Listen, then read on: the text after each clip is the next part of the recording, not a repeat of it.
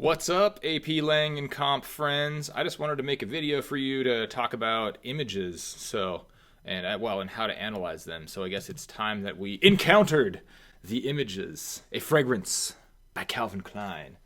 I'm going to be using fragrance advertisements because I think they're super interesting, and it's kind of like, I don't know, they kind of have really bold, I guess, easy to analyze pieces. Their rhetoric is pretty simple. It's pretty like broad strokes, and it's pretty just like bam in your face. So we're gonna come back to this guy. I'm gonna call him Frank. Look at Frank there.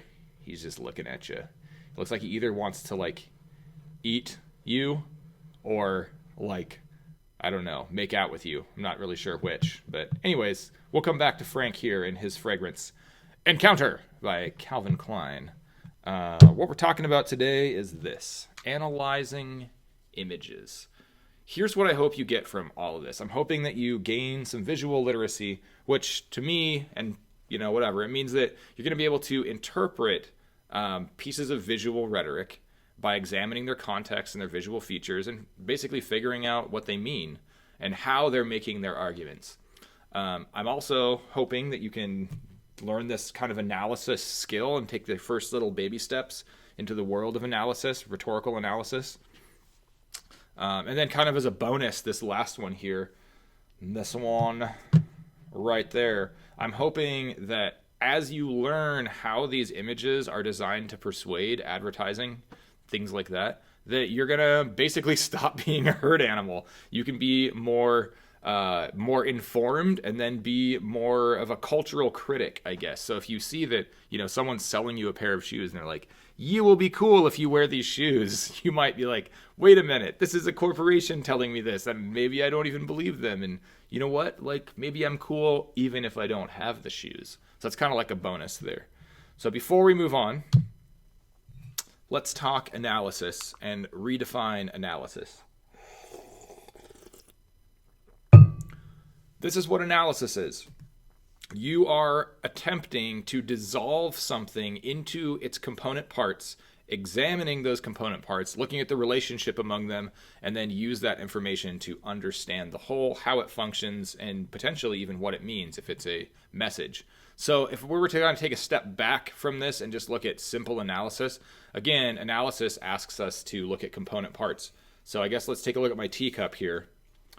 But maybe you don't know what it is. Maybe you're just looking at it and you're like, component parts, what is this thing? Well, it's got some kind of a weird bendy bit here. It's a kind of a open cylinder, and and there's a bottom in it on one side. So there's a closed off open cylinder and this little bendy bit here. It looks like, you know what? I could start looking at these component parts and say, this bendy bit's attached to the side, which would be a pretty decent handle. And you know what? I bet I could put liquid in this. You know what? This might be some kind of receptacle to hold liquid. And as facetious as I'm being right now, and as ridiculous as this sounds, what if you came across a cup or a liquid receptacle from another culture? I mean, Anglo-Saxons would drink out of the horn of an animal. And if you looked at that, you might be, as you're analyzing it, you might go, you know what? This looks like a weapon, but actually it's a drinking horn. Well, there you go. So that's how analysis works. When we're doing rhetorical analysis, we're specifically looking at the component parts to see how they interrelate to form an argument that's designed to persuade someone. That's analysis. So here's what we're looking at when we're doing rhetorical analysis of a visual piece of rhetoric. So subject matter, focus, and framing, those are the first pieces. And just so you know, I'm going to talk about these things, and then I'm also going to show you those advertisements. So we're coming back to Frank here in a second. So if you just stay with me, I'll show you the picture of the hot guy again, and we can analyze just exactly what kind of a message Frank is sending about Encounter, the fragrance by Calvin Klein. And no, if you've been in my class, I don't wear like cologne or anything like that, clearly. So, anywho, here we go. So subject matter, focus, and framing are the first piece that you want to look at. So when we say subject matter, focus, and framing, you know that if you've ever used a camera before and you don't live in a cardboard box in a cave, when you're taking a picture, you get to choose what's inside of the picture. So that's the framing of the actual image. We're talking framing, what's in it, what's not. That's kind of like elementary there. And then subject matter is obviously like what is the main focus of this thing. And when I say focus, like that's like what seems to be the most important, but also what is actually in focus. So we're getting there in a second. Well, that's the next slide, but let's just go through these things in order and we'll deal with them. So distance from the subject is also important. Angle and orientation, light and color, those two things are connected. I think we talked about that in class. Scale, space, and shape, and then repetition, variety, balance, like if those elements are even there. And then line is also important. So let's look at this piece again, subject, framing, and focus again. So what is actually included in the frame and what is not included in the frame? I know, like, if you've ever messed around with Photoshop before, it's not uncommon that you'd maybe took a beautiful photo of some landscape, but there just happens to be like a power line or something like that running through the top of it because you just weren't paying attention. You can go into Photoshop and erase that power line, and then it's like that's no longer in the frame. So you're sending this, maybe you're creating a narrative essentially about like what it was that you saw. And if you wanted to send send out this narrative, like what you saw was a beautiful, serene picture of nature, well, then the power line doesn't fit there, so you have to cut that out. And advertisers do the same thing. When they choose what goes into that photograph, your print advertisement, everything has a reason. Everything has a reason why it's there, and everything that's in the frame was put there on purpose in that location specifically. So also what's not included, sometimes that speaks volumes as well. What's in focus, we just talked about this, but that's like the idea of like focus, right? Things that are blurry, maybe the background's blurry, or maybe like there's a person, all you see is their back and they're kind of blurry, but the rest of the frame is in focus. So thinking about those things, where is your attention directed and how? This is done on purpose by the person who created this advertisement. So think about that. You can just look at it initially and be like, wow, my focus is really drawn here. Well, why? How did they bring that about? So what's the subject? Is it also people, nature, objects? What is being given prominence here? And that could be things that are close to you, things that are not close to you, whatever. So specifically here, in order to get ready to view Frank, we're going to look at people as a subject. And that's usually what you're going to see in advertisements. Obviously, like sometimes it's just the product, and they'll just like put the product there and make it, whatever, put it in some kind of really interesting scene.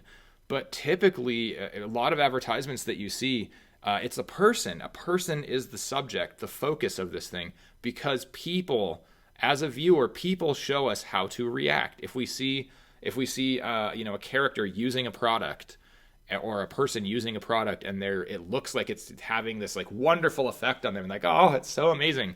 If I'm like, wow, this cup is just so delicious. I feel so refreshed. Yeah, like I'm, or my Yeti mug, like, oh, look, it's so masculine and square, whatever. I don't know. I mean, people using products make us feel certain things. They show us how we should feel about that product. So again, that's really common. So we're going to take a look at that. When you're looking at people, look at the gaze of the eyes. Where that person is looking, that's going to also draw you in as a viewer. Like if you want to try this out, go downtown with a bunch of your friends and just be like walking along the street, and then have at some sort of cue, all of you need to look in one direction and point and be like, oh my gosh. And everybody around you who, if they're not party group, they're going to be like, what are they looking at? Or if you all, like 4 or 5 people, just stand on the street and point up at a building and look like this, people will walk by and they'll naturally like look up, because it's just part of your DNA, your biology as a human is to notice what other people are noticing, right? If they're looking in one direction, you're going to look that direction too. You can also steal food from your friends this way. If you just like look directly behind them and be like, what's that over there? They'll turn and look, and then you can take their food and eat it. So gaze of the eyes specifically too. We're talking eye contact, and that's, what I've got going on here. If the eyes this character is looking straight at you, that's power, aggression, confrontation. It could mean like anger. It could mean all kinds of things, but we know, like, generally speaking, that's like an aggressive, powerful, confrontational stance. You don't do this to people very often, right? If you just like get in their space up close and stare straight at them, you're sending the signal that like I am not intimidated by you, I am not scared of anything, and I am focused directly on you. That's like, this is like, if you get in this position with someone, this is like you're either gonna fight them or you're gonna make out with them probably. That's like where you're going with that. Indirect eye contact indicates deference or shyness. So a really good example of this is if I'm planning on, maybe reprimanding a student who's talking while I'm talking, I don't even have to say anything to that student. I could just walk over to the desk and get right up close to their face and be like, and I guarantee you they would stop talking, right? They'd look at me and be like, they might even start talking to me and go, Mr. Coon, what, Mr. Coons, I'm sorry. And I stare at them and then go back to teaching. My message is very clear, right? Like, I am the one who is in control here. You need to stop talking. If I have indirect eye contact, even if I say things to them, if I'm like, hey, excuse me, do you think that you could stop? Do you think that you could stop, right? Like, no, that's not going to work because I am indicating that I am giving deference to that student. They are more powerful than me. Watch some dogs interact too. This is true in the animal kingdom. Direct eye contact is aggressive, powerful, threatening. The dogs are like that. And then the one that's getting like, if one dog's getting like schooled by the other one, the dog that's getting schooled is going to be like, and like laying on its belly and turning its head away and looking and turning its head away and looking and stuff like that. Pay attention with people too, to objects that are associated with them, objects that are around them, how they're dressed, features of their face. Do they look clean? Do they look dirty? Do they have a beard? Do they not have a beard? Are they wearing glasses? Are they not wearing glasses? Hats, haircut, background, all that stuff is important. These features can reveal social status, economic status, occupation, personality, all kinds of things like that. Pay attention and know for a fact that in a print advertisement, like the ones that you're looking at, nothing is there by chance. People, they've spent their careers studying how to convince other humans to purchase products using visuals. So they'll, stage this product in a certain location. Even the typefaces become important, right? That's kind of getting at line there a little bit. But we'll go ahead and look at that with Encounter here. Okay, last one before we go back to Frank. Subject matter, again, people in scene. So look at, if you see like multiple people in the scene, look at how people are related to each other and to the scene and to the product and objects and stuff like that. So do these people look friendly? What effect does one person have on another? Positions of power. Remember, in a photograph, height equals power. So if you are the tallest thing in the scene, you have the most power. And if you're lower, then like something else has power over you. So if you put a person, actually, if you've ever seen like a romantic era painting, the people, you'll see people in nature and they're like this big. They're just like eeny weeny teeny little people. And the idea is that like nature has this ineffable power and it's amazing and it's huge. And then, you want to see the alternative to that. You got like somebody who looks like he's like, I don't know, let's say a motorbike commercial or something like that. Motorcycles.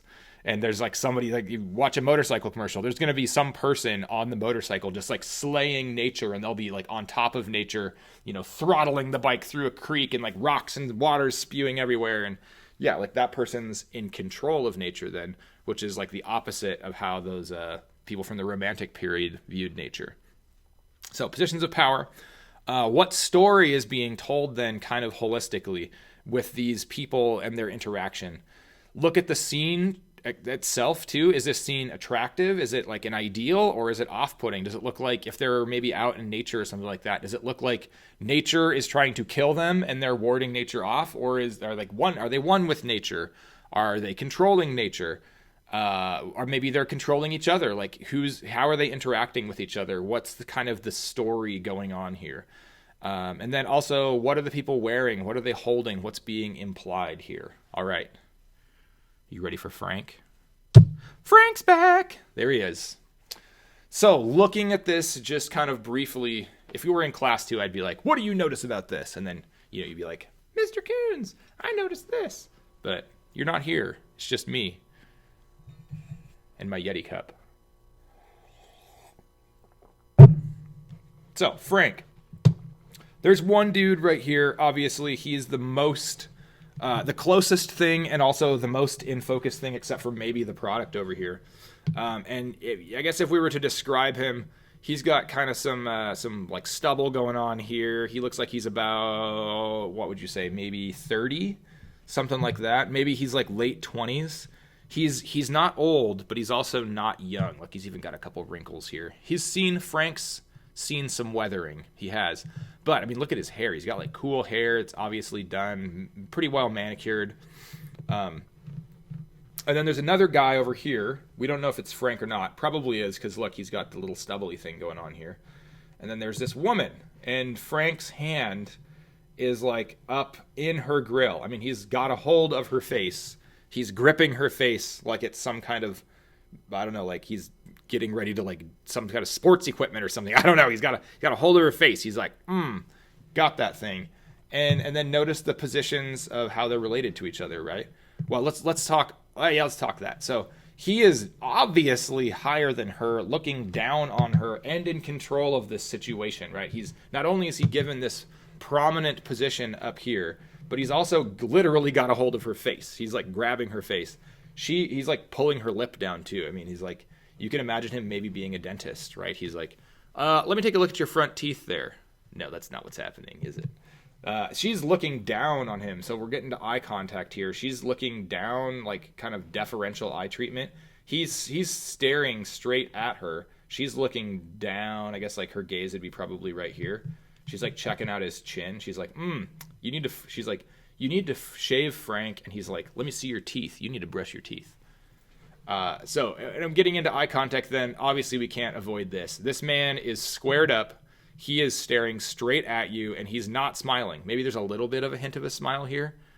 Probably not. I mean, if somebody looked at you like this, it looks like they're either gonna it looks like he's gonna fight you, maybe potentially, right? This is very aggressive, a very blank, kind of like relaxed eye stare, and even this is kind of down, right? Like he's tall enough that you're not like looking down on him. He's kind of looking down on you. Right? Like you got a good view of this guy, and he's looking straight at you though. There's nowhere to hide from Frank. And then over here you've got the fragrance bottle, and look how square and angular this thing is. I mean, it's pretty powerful. So narratives here, it looks like, Frank's head's merging with the head of this guy, and unless you are kind of, dense, you might be like, oh, look, like this is saying that if you use the fragrance, you'll become a two-headed monster. No. It's clearly indicating that as this flows, right, you can see that this kind of Frank flows into this guy, which is like almost happening in his imagination or something maybe. And then down here, his shoulder flows perfectly into this kind of aquatic rockscape down here that is the fragrance. And then that fragrance your eye follows this back here, and there's, oh, look, it's titled Encounter. It's Encounter. And look, there's an encounter happening back here. From the bottle flows this liquid, and then what kind of an encounter is this? Well, if you're worried about it, you can look at the typeface here. So, like, what would happen? I mean, maybe you turn this typeface into cursive or something like that, and it'd be like encounter. But no, this is all bold, sharpened, golden letters, and it's like encounter. It's like powerful, right? This is shouting at you. And you can see down here, there's like an explosive encounter going on. So maybe narrative here is, if you use this product, you will become some sort of like predatory, I don't know, ultra masculine love beast. And then women will look at you like this as you get near them.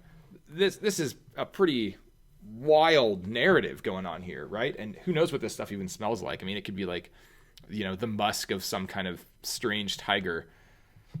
Who knows? But the narrative here is pretty straightforward. Like, Frank is obviously a hyper masculine. Look at that jaw. He's got his kind of throat open here in his shirt. He's just like spilling out of his shirt. He's cool. He's awesome. He's hip. And look, if you were worried, if you were like, oh no, like, well, maybe women don't like that. Nope, you're sure women like that, because look, there she is. This woman's like completely enthralled by Frank as he grabs her lip and like pulls her lip open to look at her teeth. whatever. And Encounter has facilitated all of this. Indeed, Encounter is actually, the liquid that is lubricating this whole situation, I guess. Who knows? Okay, so looking over, let's look at another one then here too. This is also a fragrance, but the narrative is going to be completely different here. Take a look at that. American Beauty, Beloved, a new fragrance for something about love. I can't really. You'd think that I would have got maybe a higher quality image, but yeah, I don't know. I like this one because it's so drastically different, right? Look at this this scene. Is there anybody else here? No. So she's just like alone, right? There, Frank over here is like he's just about ready to take this woman home from the bar or something. Who knows? And then over here you got this one, American Beauty, Beloved. Target audience? Do you think it's men trying to be ultra masculine, whatever, love predators?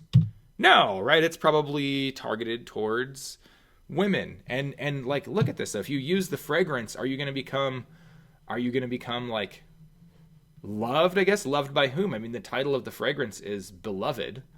So like who's gonna love you? I mean, is there some guy out here? Is it your parents maybe? Like, who knows? So look at this character. She's looking off screen and almost straight up. I mean, who knows? What is she looking at that is so far above her? I mean, there's her eye gaze is about here. So what or who is she looking at that is so far above her and it's still eliciting a smile like this? I mean, it's almost like she's 4 years old looking up at her daddy who loves her, right? Looking straight up. This is like, I mean, unless she like put a TV on the ceiling and she's watching episodes of The Office or something like that, or maybe Parks and Rec reruns. But yeah, look, she's super happy and she's put together, right? Socioeconomic status. She probably has some wealth because she's decorated with some jewelry. Her makeup's done pretty immaculately. But then looking at the scene too, right? There's flowers everywhere here. So her relationship to the scene is like she is almost becoming a flower. Like there's flowers all around her and they're just merging perfectly into her accoutrements here. She has this dress that looks like it's made out of flower petals. Her lips match the flowers. Her little blush is like a similar shade. So it's almost like if you use this product, you will become a flower and smell like a flower. Whereas this one, Frank is like this dark rockscape. I mean, it's like use this fragrance and you will become a powerful ocean blasting itself upon the rocks. And then this one's like, hey, you're going to be a flower thing. And then the shape of the bottle, right? That's super important too. You have a little lace bow up here. And it's shaped like some kind of gem, right? A beautiful, precious gem, like a little princessy thing. And I don't know. I mean, I would almost say this is like use this fragrance so that you can become a Disney princess of the flowers. And there's the narrative there. Now, don't think, I've put these two up here. Obviously targeted towards men, Encounter.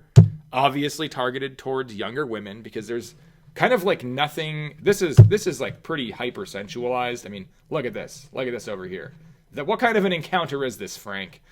We shouldn't be looking at this. PDA in the hallway. This one over here. What kind of a beloved is this? I mean, there's pretty much nothing sensualized about this. She's just a well-dressed young woman, but it's very modest as well, too. I mean, she's got a dress on, but there's nothing revealing here at all. She's just like, this is like you're like, you're 14 and you're going to your first high school dance and you're like, yay! Lots of innocence going on here. Lots of innocence. But just don't think for a second that all scents or all, advertising targeted towards women is the same. It's totally not. Try this one out for size.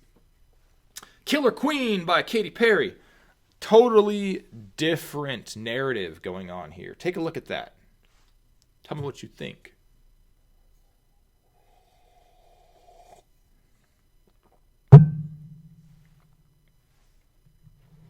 You got a crown down here on the ground.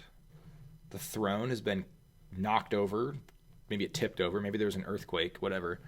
And then this hyper-sensualized feminine figure. I mean, look at these boots. Like this is like the kind of, if you saw this person walking around in Spokane, you'd be like, oh, I guess the prostitutes have come off of East Sprague. Like, or this is very revealing. Yeah, it's like look at these boots. They're like weaponized almost with these sharp points there. Also, though, look, you have a diamond-shaped or a gem-shaped bottle. This is the bottle of the perfume or whatever. Slogan there, own the throne. And then this character here is staring straight at you with, again, the blank look. This is like the Predator look. And this like scepter mace sort of thing, which is an indicator of royal authority. That's what these things do, scepters. Sitting on the throne, dressed well, and this crown kind of jauntily tossed on one side of the head. And then this Killer Queen scripty thing down there. So it's like, this isn't, you got, again, if you had it all bold, what you do down here, Katy Perry, there's lots of all cap stuff. But this is like scripty, cursive-y, golden stuff. So it's like, at the same time, it's feminine, but then also there's a narrative here that's like, I mean, where's the king? What do you think happened to him? If you were to answer that question, where is the king? I mean, she's here. She is holding a weapon. The throne's kicked over. She's sitting on it, and the crown's on the ground. I mean, the only thing left would be like maybe like the king's feet sticking out over here in a blood pool to like pretty clearly indicate that she has somehow killed, murdered, or disposed of the king. I mean, maybe she like ate him alive. Who knows? And like this is the scepter that's made from his blood or something. Who knows? I mean, there's definitely like latent indicators of violence here. With, I mean, a mace is like a weapon, and that's why it's a symbol of authority, because you have like you have the power of the state behind you. So at the very least, an indicator of power. The throne, indicator of power, which she's sitting on, even though it's sideways, and then a crown, indicator of power. Yeah, this palace, this palatial setting in the back, like she's royalty of some kind, or whatever. She at least appears comfortable. It's not, she doesn't have the look on her face like some kind of random person who snuck into the palace and then is like there like, oh, what's happening? What I did? I'm just here for the food. No, she's clearly being presented as like this queen, a killer queen who has killed the king. And you can own the throne if you wear this too. So I guess narrative here, right? If you purchase this fragrance and wear it, you will become a hyper-sensualized, ultra-royal authority figure and have power. Both sensual, sexual power, apparently, and also like physical, geopolitical power and positional power by sitting on the throne. And also, it's precious. The stuff in here is precious. How do you know? Because it's shaped like a diamond. There was an app for the iPhone. I forget which version of the iPhone it was, but this person who created this app was basically like, you know what? I want to play off of this idea that that people will buy products just because the product is rare. And in order to flaunt their wealth. So it was an app that displayed a diamond on your cell phone. And that's it. Like, it just created this diamond that showed up on your cell phone. And I think it was like $100,000. And people bought it. They bought this app. I don't think it's around anymore, but you can look it up if you want. That's like, people are weird in the stuff that they'll purchase. So, yeah. So this is obviously a power narrative, a feminine power narrative, which is cool, right? I mean, that makes sense as a fragrance. Some women are going to be attracted to this idea that, yeah, like I could gain positional and maybe even whatever, sensual power by wearing this fragrance. And that's what smells do, like, frequently, right? That's like part of it. You want to wear the fragrance so that you're attractive. This is again an interesting kind of attraction, though, because like, while she's being presented in a sexual or maybe a sensual context, rather, it's not like she's not having the same kind of effect that Frank is having on this girl over here, right? Because Frank's like, he's like, just about ready to make out with her, but there is no guy in this picture. It's like she is independent. She's like, she knows she's there, but she's like independent of any kind of male influence. In fact, she has like completely destroyed, potentially even killed, any male influence. So let's take a look at another version of this, another feminine power narrative. This is one of my favorite ads because it's very effective, and it's also really old. So Chanel number 5 is one of the most classic fragrances for women, right? And I don't know, maybe your grandma wears it and maybe you're like, Chanel number 5, whatever, man. When this came out, it was groundbreaking because look at the shape of the bottle, right? This right here, the shape of the bottle, and then look at the shape of Frank's bottle over here. You noticing a similarity here? Chanel number 5 took a bottle shape that was typically reserved for males, and all they did is just knock the edges off, kink, kink, and then make a little bit of a diamondy thing up here. This is totally a feminine power narrative. In fact, look at the name here down here. Chanel, it's all caps, bold, no one's scared here. And then up here, this is what the power narrative looked like when this stuff came out a long time ago. So there's two dudes here, and look at how they're related to the obvious main focus here, this woman who's staring straight at you. She's not aggressive, though, right? This is like she's having a good time, but she is obviously in control. She's being escorted by two gentlemen who are both obviously focused on her. Deferential eye treatment here. They're looking down at her. They're both like looking down, right? They're just like oblivious to their surroundings. No situational awareness. Just looking straight at her, and she's looking at you, coming out of some kind of curtains here, and she is obviously in control. I mean, she might be like, she's about ready to be like, Bill on the left, go get me a drink, and you over here, can you make sure that my car has been parked properly? And he's gonna be like, yep, okay. And then she's just gonna be like, oh, I'm the life of the party. She's got her gloves on. She's really well dressed, high socioeconomic class probably, right? So she's rich. And probably famous, right? Because who emerges through a curtain escorted by two well-dressed gentlemen? Yeah, movie stars do. That's who. Look, they're both like holding her hands. They're basically like fighting over her, and she's just like, oh my gosh, this is so much fun. All I did is spray myself with Chanel, and then these men just suddenly appeared with bow ties, and they're following me around. Isn't this fun? So yeah, I mean, again, this is also a power narrative, which is interesting, right? This is a different type of power narrative, though. This one has, like, you've destroyed the masculine and are sitting on the throne. And then this one, you are controlling the masculine, right? You're telling these men, like, what to do. And again, this is like a very feminine sort of thing. And Chanel, if you've never heard of it, is a very, very successful brand. So kind of just two ways to look at that. All right, so other things to keep in mind, distance to subject. So close-ups increase intensity. They suggest importance. We saw that with Frank in his, encounter thing. You're like super close to him. He's like in your face. Long shots, they'll blend the subject in and maybe suggest like harmony. So if you Google search like yoga in nature, and you'll have like some person, and usually it's a way far away shot. So you see that person like blended in with nature. And that's just what people do because yoga in nature, and they're like, I am one with nature. So yeah, there's that. Angle and orientation also is important. So if you're at a vantage point where I guess, like, think about this, which angle was the photo taken from? So if you're low and looking up at the subject, that makes the subject appear powerful. Cars that are marketed to people who want to be powerful pictures are taken in that way. A muscle car or a ginormous jacked up 4-wheel drive truck, they'll get really low and then take a picture looking up at the vehicle. And then high angles make subjects appear smaller and potentially weaker or more approachable. And cars that are marketed like little egg cars like Priuses and like minivans and stuff like that, frequently the angle's like looking down, and the idea is like, no, you can control this vehicle. You'll be totally fine. Trust me. A level angle applies equality. You're like if you're looking straight on it, it's like, oh, okay.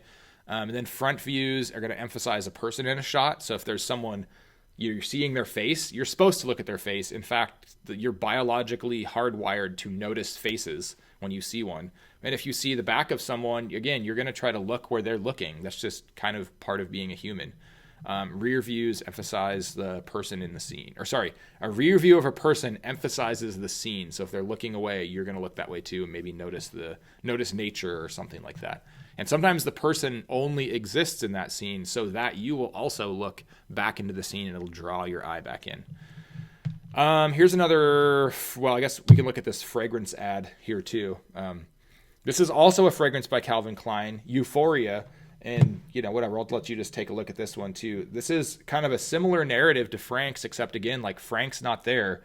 This is like the same kind of thing though. Like you're going to get some obvious power by wearing this. It's marketed towards women.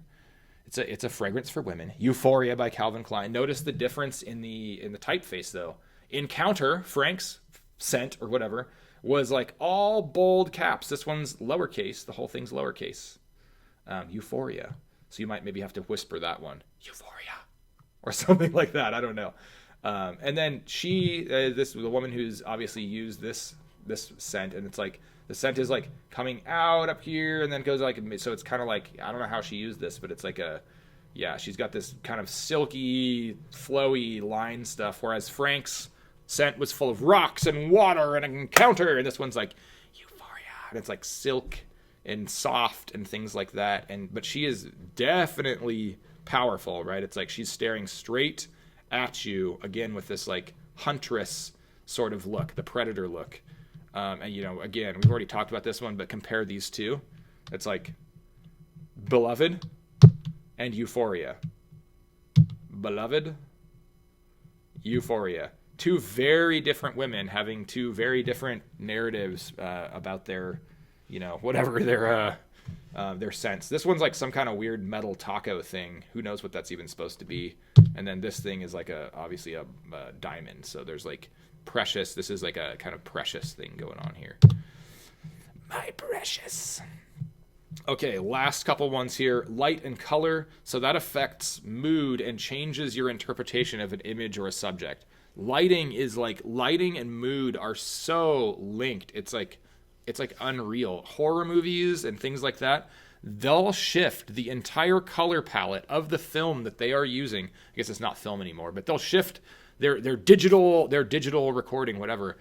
They actually choose the color palette, and they'll like the whole thing might be shot in like this weird pastel darkness to give you like that kind of sense of fear and maybe anticipation and whatever.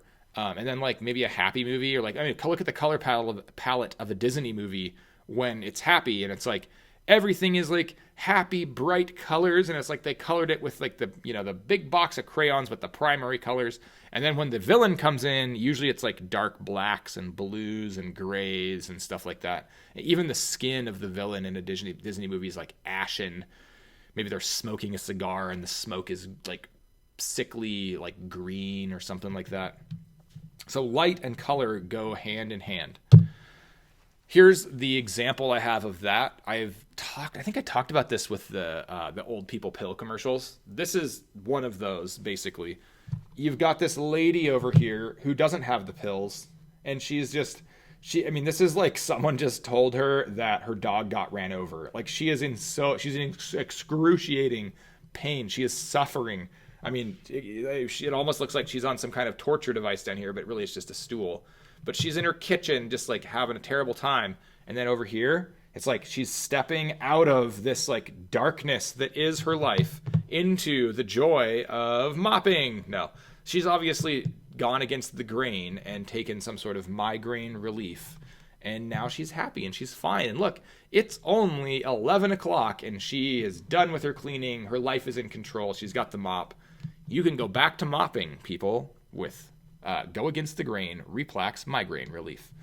But like look over here, even like her kitchen's like there's like cluttery stuff up here, and she's just like not having a good time. And then now she takes this and her life is suddenly in color.